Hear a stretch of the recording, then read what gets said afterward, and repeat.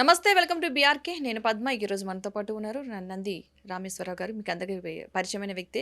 Real estate అంటే టక్కున గుర్తించే పేరు కూడా ఇది. సో రియల్ ఎస్టేట్ రంగం ప్రజెంట్ ఏ విధంగా ఉంది? హైదరాబాద్‌లో పెట్టుబడులు పెట్టడం కరెక్టా? కాదా? ఈ టైంలో ఎలాంటి పరిస్థితులు ఉన్నాయో తెలుసుకునే ప్రయత్నం అయితే చేద్దాం. నమస్తే అండి. నమస్తే అండి. ఈ రేరా చట్టం అనేది రియల్ ఎస్టేట్‌పై ఎలాంటి ప్రభావం చూపే అవకాశం ఉందనుకోవచ్చు? ఏ చట్టమైనా ఏదో ఒక ఇంపాక్ట్ ఉంటది. ఇంపాక్ట్ ఖచ్చితంగా. లేకుండా చర్యలు పెట్టరు. హ్మ్. అయితే పెట్టిన పాలిసీలని నార్మల్‌గా ఏమంటుంటే rules are kept for bad people. Hmm. But rules are followed by only good people.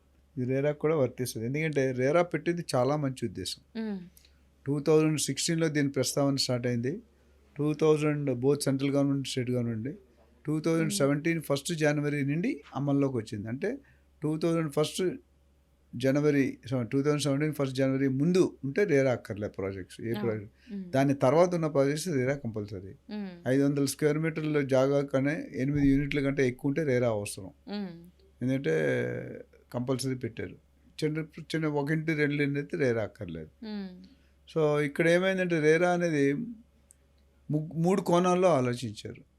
ఒకటి ఏజెంట్ తరపుని, ఒకటి బయ్యర్ తరపుని, ఒకటి బిల్డర్ తరపుని. హ్మ్. సో ఎప్పుడు కూడా మీరు చూసుకుంటే బిల్డర్ తప్పు చేస్తే ఏం చేయాలి ఉంటుంది, బయ్యర్ తప్పు చేస్తే ఏం చేయాలని ఎక్కడ నుంచి చూసారు మీరు? హ్మ్. బిల్డర్ తప్పు చేస్తే ఏం చేయాలనేది రూల్స్ ఉన్నాయి. జైల్లో అవును. పెట్టాలి, పెనాల్టీ వేయాలి, ఇంట్రెస్ట్ కట్టాలి. బయ్యర్ డిఫాల్ట్ అయితే ఏమీ లేదు. సో లేదు. రేరాలో ఫస్ట్ టైం అది పెట్టారు. హ్మ్. బయ్యర్కి కూడా పనిష్మెంట్ ఉంది తప్పు చేస్తే. తప్పు చేయకపోతే లేదు. ఎక్కువ తప్పులు బిల్డర్ దగ్గర నుంచి జరుగుతాయి. అవును. నెక్స్ట్ ఏజెంట్, లాస్ట్లో బయ్యర్. హ్మ్. సపోజ్ బిల్డర్ ఉన్నాడు అనుకోండి. బిల్డర్కి ఏం పెట్టారంటే మీరు పర్మిషన్ లేకుండా, అంటే డిటిసిపి అండ్ రేరా పర్మిషన్ లేకుండా హ్మ్. మీరు ఏ ప్రాజెక్టు అమ్మకూడదు, లాంచ్ చేయకూడదు. అమ్మారంటే బిహైండ్ ది బార్స్ పెట్టవచ్చు, లేదా 10% ఆఫ్ ది ప్రాజెక్ట్ కాదు. అంటే ఒక 1000 కోట్ల ప్రాజెక్ట్ అనుకోండి, 100 కోట్లు పెనాల్టీ కట్టాలి. దాని గురించి భయపడి కొంతమంది భయపడుతున్నారు, కొంతమంది ఇంకా నడుస్తుంది. అవును.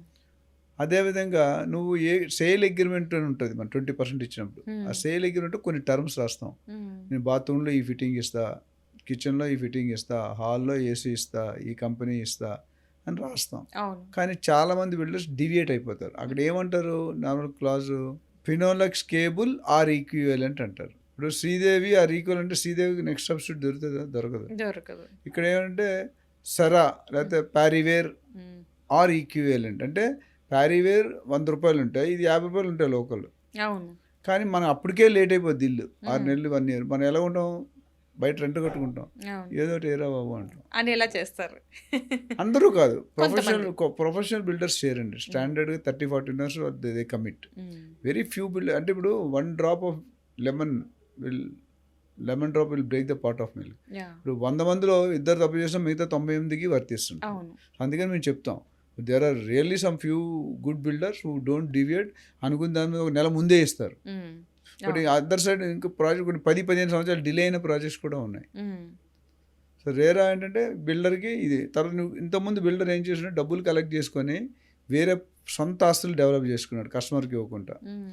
లేదా వేరే ప్రాజెక్ట్లో పెట్టేస్తాడు, లేదా వేరే ల్యాండ్లు కొనుక్కుంటాడు, లేదా ఎవరికో ఇచ్చేస్తాడు బినామీకి. ఈ ప్రాజెక్ట్ చేయడు, ఇది చేయడు, రెండోది చేయడు, మూడోది చేయడు, మొత్తం నా గరక నా ఘాటుక. అవును. అప్పుడు మన రేరా వాళ్ళు ఏమన్నారంటే నువ్వు నీకు వచ్చే డబ్బు ఇది 100 రూపాయల్లో 70 రూపాయలు నువ్వు లెక్క చెప్పాలి, 30 రూపాయలు నువ్వు ఏం చేసుకుంటావు నీ ఇష్టం, నేను అడగను. హ్మ్. 70 రూపాయలు ఎలా ఖర్చు పెట్టావు మా అప్రూవల్తో ఖర్చు పెట్టుకోవాలి మీరు. అంటే నా అప్రూవల్ లేకుండా పెడితే జుర్మానా. హ్మ్. అంటే నువ్వు సిమెంట్ ఖర్చు పెడుతున్నావా, శాలరీస్ ఇస్తున్నావా, మెయింటైన్ ఏదో ఒకటి ఉంటుంది కదా, ఏది ఇస్తున్నాదో చెప్పాలి.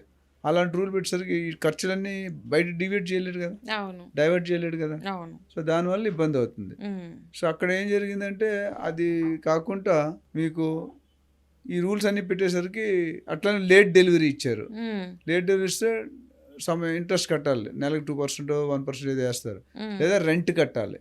ఇలాంటి కండిషన్ బిల్డర్ తరఫున పెట్టారు. బిల్డర్ని అంటే రేరా నెంబరు తీసుకోవాలి కంపెనీకి. ఓకే. ప్రాజెక్ట్ రేరా వేరు, కంపెనీ రేరా వేరు. హ్మ్. ప్రాజెక్ట్ రేరా అనేది ఒకసారి ప్రాజెక్ట్ అయితే 2 మళ్ళీ కొత్త తీసుకోవాలి. హ్మ్. కంపెనీ రేరా 5 ఇయర్స్ వరకు అదే ఉంటుంది. చాలామంది ఆ నెంబర్కి ఈ నెంబర్కి తేడా తెలియట్లేదు. అవును. అదొక మోసం అవుతుంది. హ్మ్.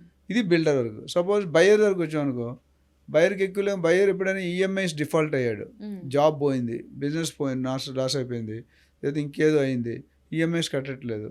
సో అప్పుడు builder can file a case on the buyer to RERA.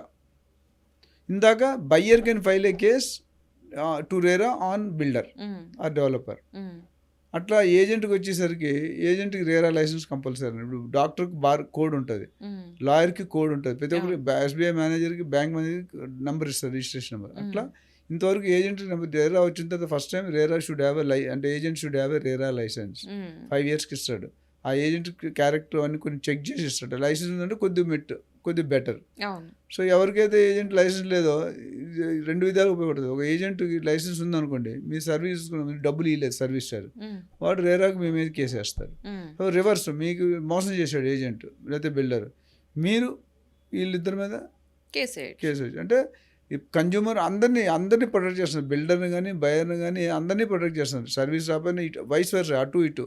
So దీనివల్ల ఏమైందంటే కొద్దిగా అయితే మార్పు వచ్చింది, బట్ అనుకున్నంత తీవ్రంగా ఇంప్లిమెంట్ కావట్లేదు. ఇంకా ఇంప్రూవ్ అవ్వాల్సిన అవసరం ఉందన్నమాట. రైట్. థ్యాంక్ యూ అండి, మంచి ఇన్ఫర్మేషన్ ఇచ్చారు. Thank you so much. Thank you.